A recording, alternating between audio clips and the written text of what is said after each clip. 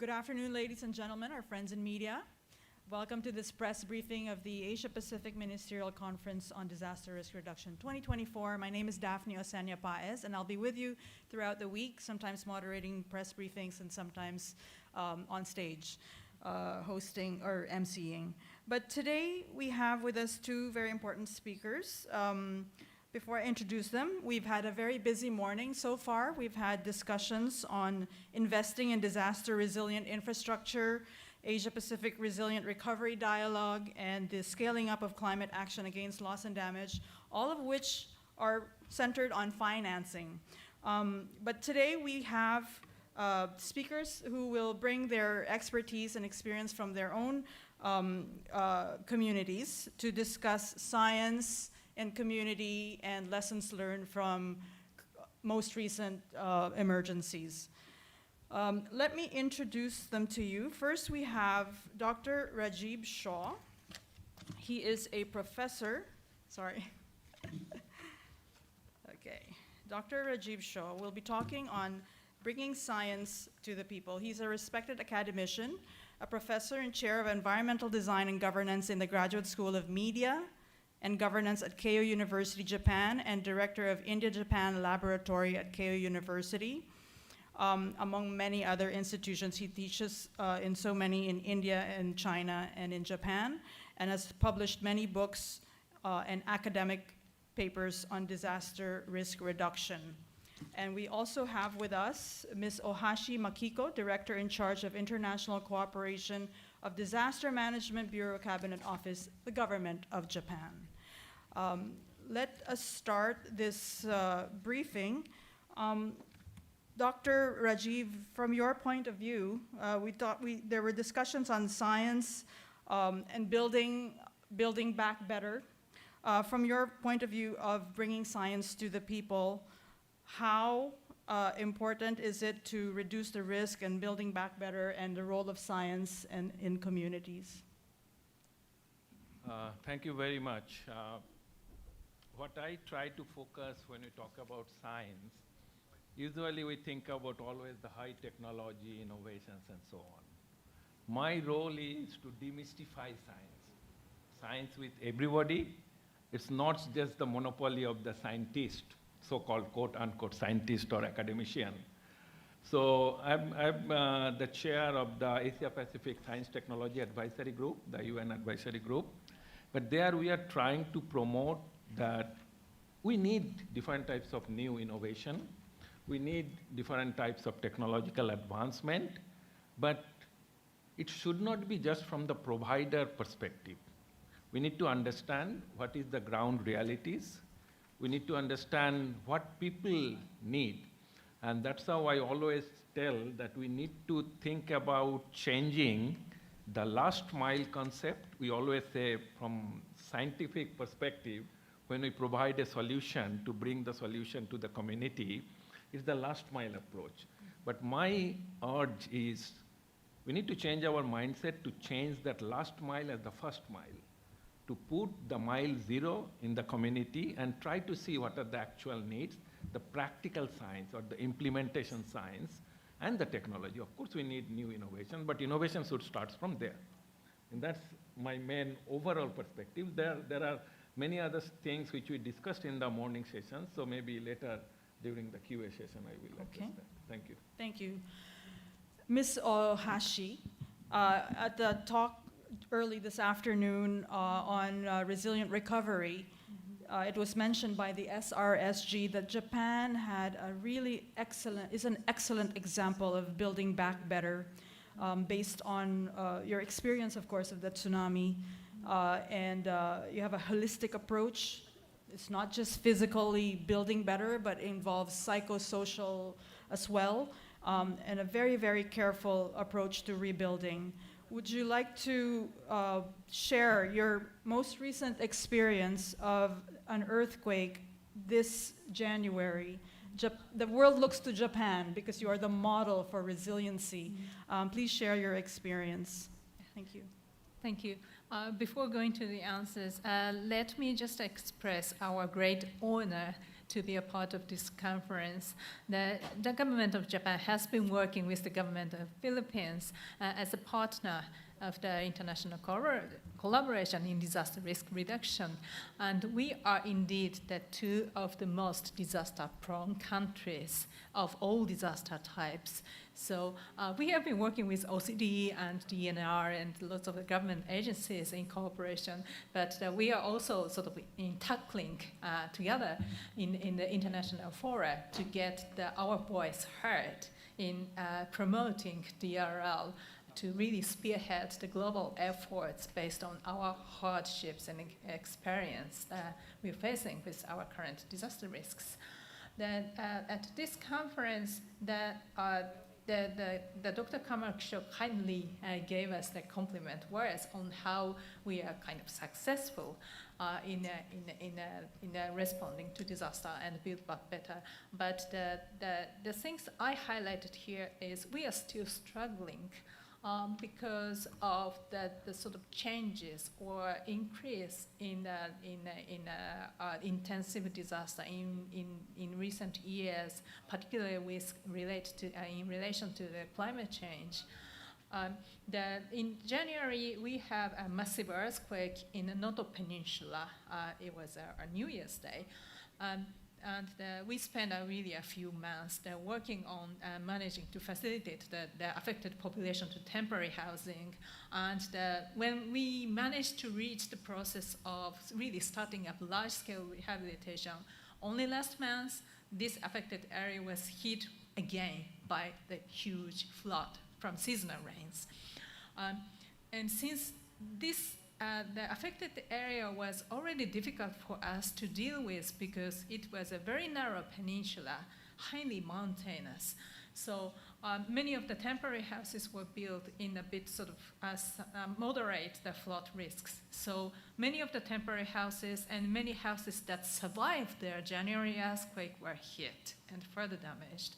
So it caused really the sort of delay in the whole process of rehabilitation, and people are struggling with double disasters. This was a bit unique case because it was a combination of geophysical disaster and climate disasters. But looking around, then we are quite sure that the many countries face the risk of maybe multiple or accumulative climate disasters. So it's actually a bit difficult practically for the government officials to really ensure the resiliency while we are still in the very early stage of a recovery. It's really a complex process. So, but maybe that's something that some of the high-risk countries have to bear in mind in how to design the early stages of recovery with the possibility of multiple disaster. And on the top of that, maybe we have to have the people understand how frequent and how much we are facing the risk of disaster and get the people's understanding and cooperation with the whole recovery process. Another things I highlighted today was that still we have a lot of opportunities for improvement. The one sort of unique features we are facing in Japan is since Japan is facing a very, very rapid population aging.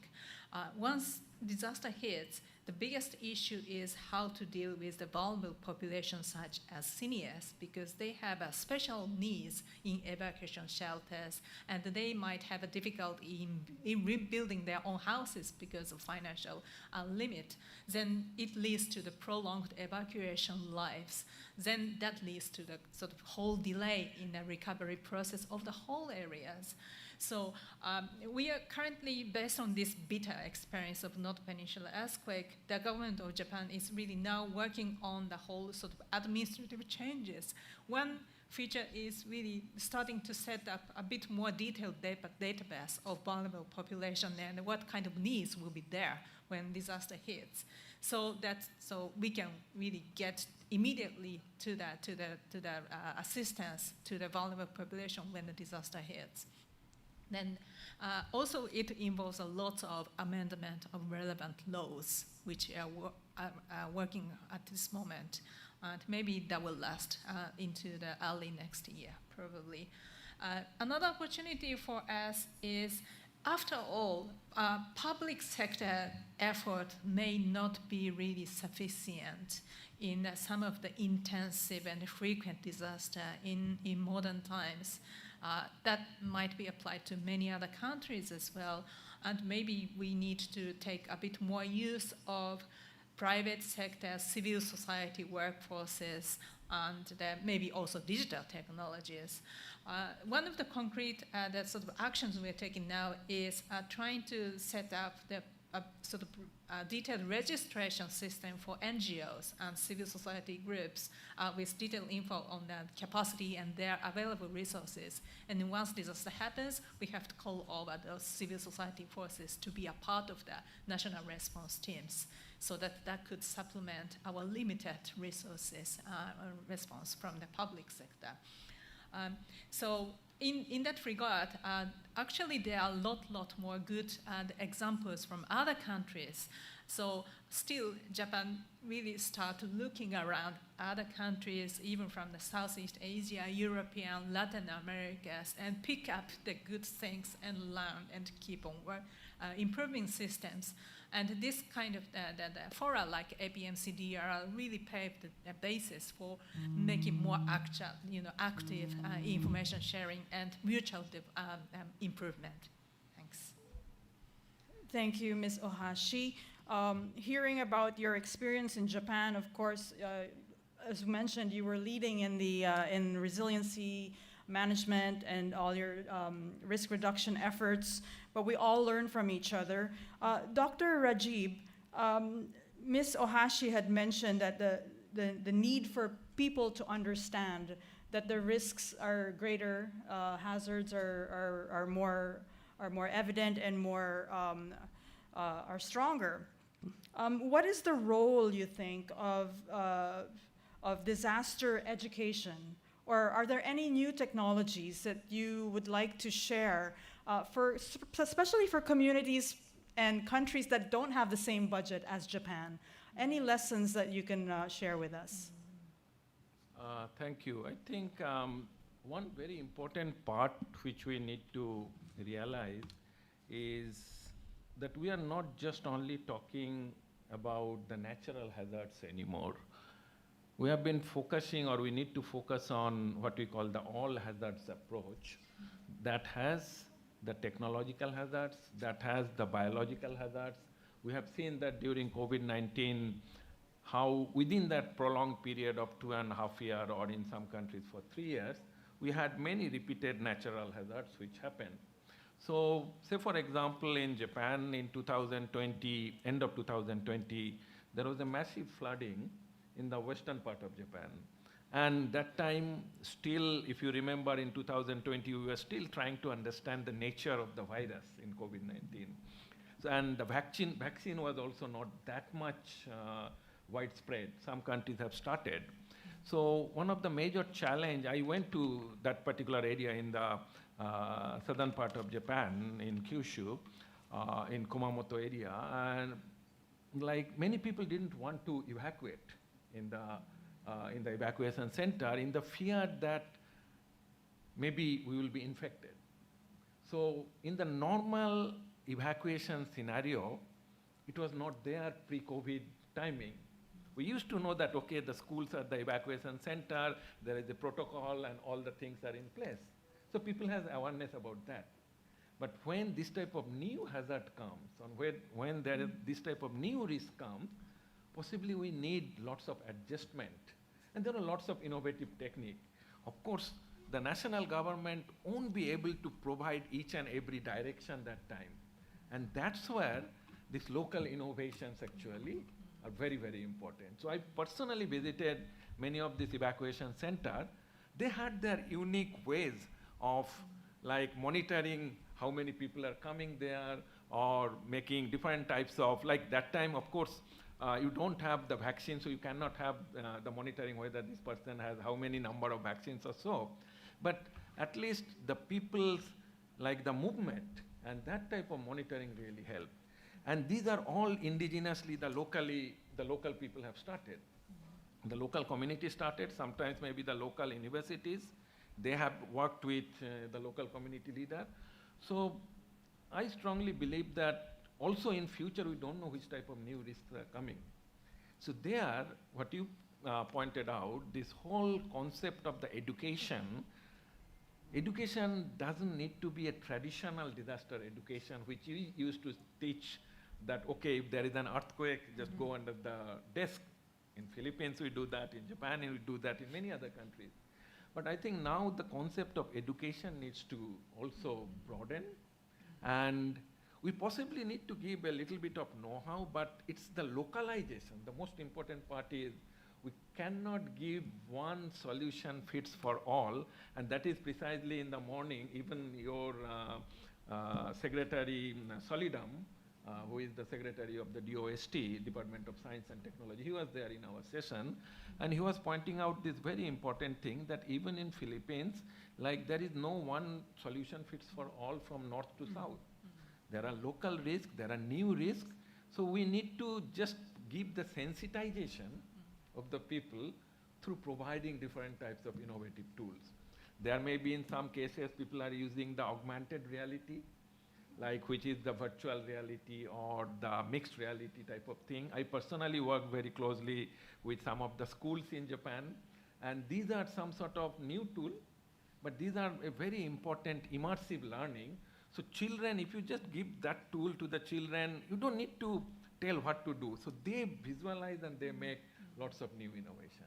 Now it is, yes, it is still expensive, but possibly 3 years down the line, 5 years down the line, these technologies will become more affordable widely, and that's our challenge in the science technology group, that how we can make this type of so-called emerging technologies more affordable, more usable, and to ensure that these are actually used.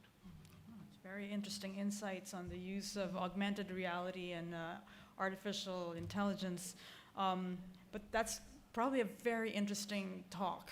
Let's go back to the Sendai Framework, Ms. Ohashi.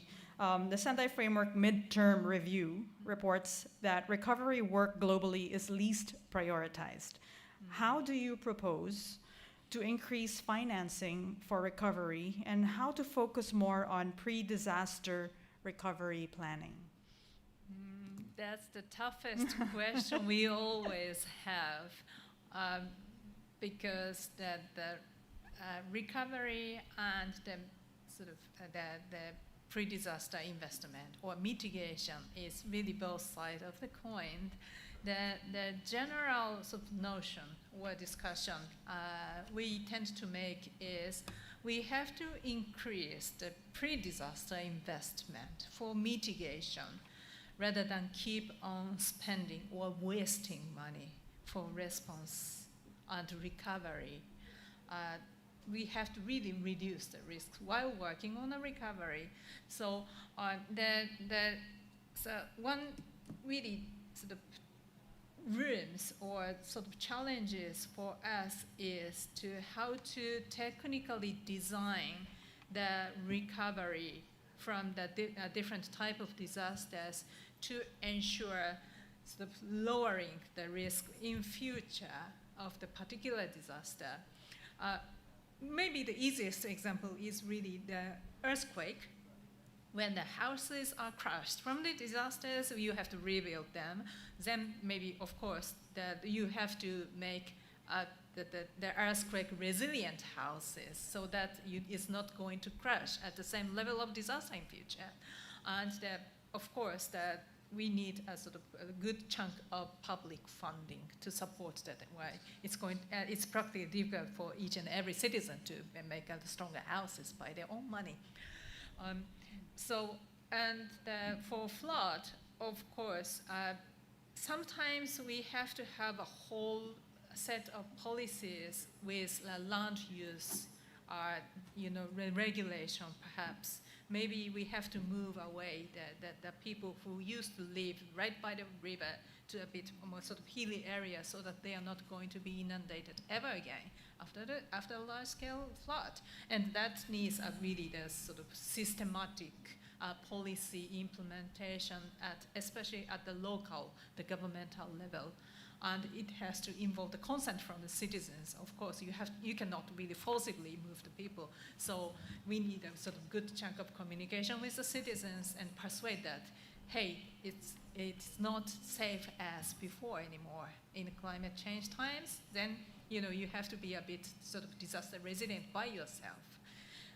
So this kind of sort of different set of policies are not really limited to the problem of finance, but problem of people's understanding, problem of the sort of the baseline data to persuade people. It's maybe there is no one-stop easy solution to get more funding for resilient recovery. So while, of course, and even at this conference, lots of international financial institutions and donors are really, maybe at this moment, discussing so hard about how to facilitate or increase the financial facility for resilient recovery at this moment. So let them work on that. But also, we also have to think there's a combination of financial and non-financial solutions to make the real resilient recovery, not just to keep on working on recovery repeated times with the same disaster. Thank you. We'll be opening the floor to questions.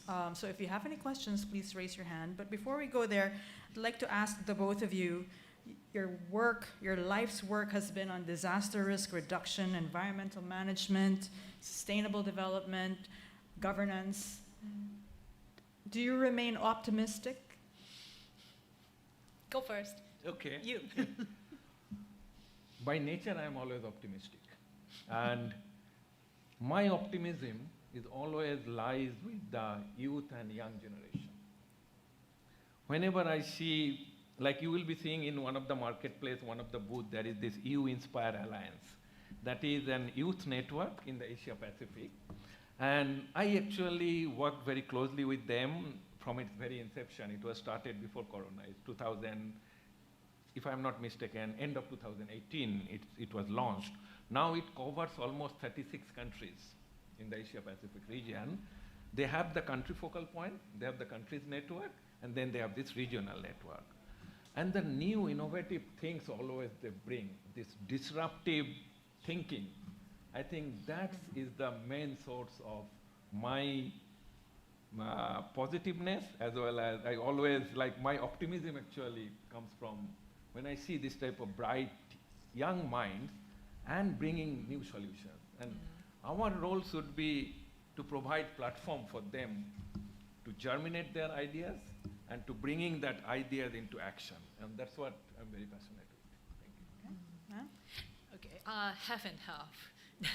The pessimistic part is that generally it is getting a bit difficult to have the risk assessment of disaster by and large, especially for climate risk, because it's a bit really difficult to for the climate change, the sort of projections. That makes it hard to foresee what kind of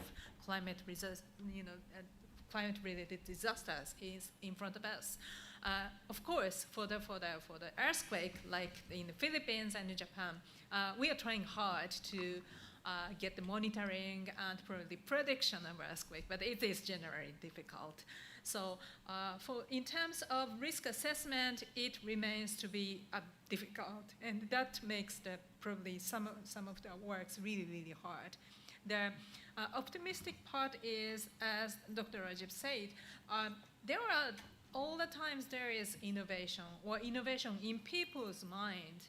When the risk is higher, people gradually understand the risks, and ultimately they are trying to protect themselves with their own innovation. Of course, the rich people will maybe invest their own in their own risk, the risk reduction with the maybe building earthquake resilient houses or something. Even without money, people are sort of taking their mind in with the education drills, and there are lots of DRO educations are in place, and probably it's good that now these days the young kids have lots of opportunity to learn about the disaster in many countries. So they learn they innovate and they make their own efforts that makes that way. Of course, the technology is advancing quite rapidly than we probably assumed, and there is always something that we discovered as a part of the solution to the disaster. Thank you. We're taking questions from the media. Go ahead. Please introduce yourself. Yeah. Are the microphones on?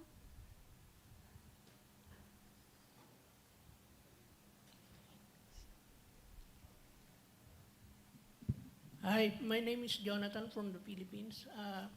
May I ask our panel, our two resource person here, how do you balance hard engineering and soft engineering in terms of, well, part of disaster risk reduction and climate change mitigation and adaptation? How do you balance, and which one should be given more premium when it comes to funding? Can you repeat the question? Yeah. But How what do we shall we balance the How do we balance hard and soft engineering?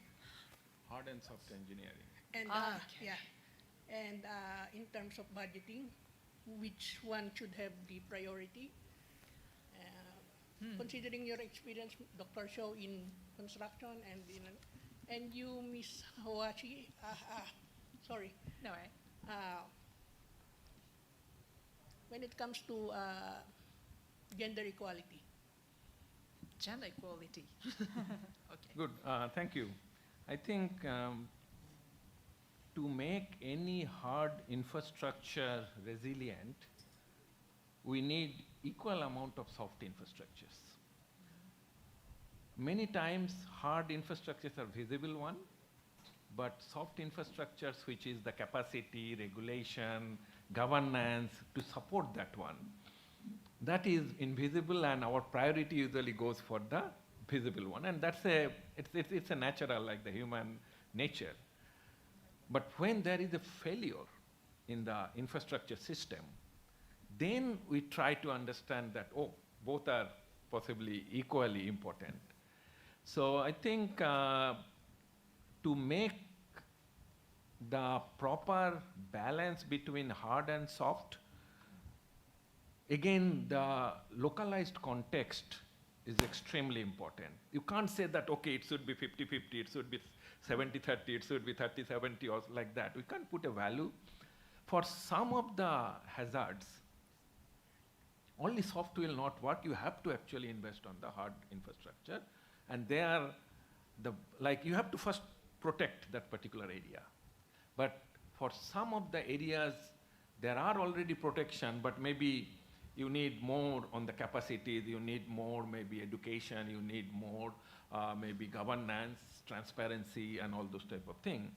So again, it's case by case, and how we decide that, it's a tricky part. I don't think that there will be any specific solution or any equation that we just put and it tells you 50% of hard infrastructure, 20% of soft infrastructure, 30% is semi-soft type of thing. But I think, again, the local priorities and the local risk will possibly define this balance between hard and soft infrastructures. Thank you. Ms. Ohashi? Well, the story may be different from the Philippines and Japan. I have lived in the Philippines for about 2 years, some years back for works, and I'm quite aware that in the Philippines, women are so stronger in the social roles. Even in this floor, there are lots of women, and they are very sort of active in any part of the works. But in Japan, it's not that the women are not taking that much a sort of stronger position, especially in rural areas. So whenever we have the disaster, especially in the highly rural areas, we face lots of problems, especially at evacuation centers, for example, when the women cannot really receive the female-specific items like sanitary items, and that they cannot really sort of call up for them to raise their needs, or they are sort of they are imposed of the particular social role like cooking or something. So now that lots of civil society organization and the government agency for gender equality is working on hard on that sort of making a guidance and start sort of training of the response personnel to make sure that gender is ensured, but especially at the early response stage, and probably for the reconstruction processes. So indeed, frankly speaking, we are still working on very hard. But I think that every country has its own unique cultural background, and that maybe that at least each government has to have sort of have an awareness of the really ensuring gender equality in its own context, I believe. Thanks. Thank you. Any other questions from the media? Okay. Perhaps before we close, would you like to give a statement? Maybe also something regarding lessons that we've learned. This is all about exchanging experiences, maybe lessons you learned from other countries, the Philippines perhaps, or any advice? No, so once again, all I really have to say is that it was a great sort of, the huge delight for us to have this APMCDR in the Philippines, because Philippines is the strongest partner for us to work on the DRL, and this is really the great floor or sort of the place for us to get together and talk about disaster when many of the government officials, civil society people, and even citizens have a rich experience, hardships, lessons to share with other countries. It's probably the best venue to talk about DRL, and that it's a great honor for us to be a part of this talk and keep this line of leadership, spearheaded by the government of Philippines. Thank you. Thank you. And Dr. Rajib? I have two specific points.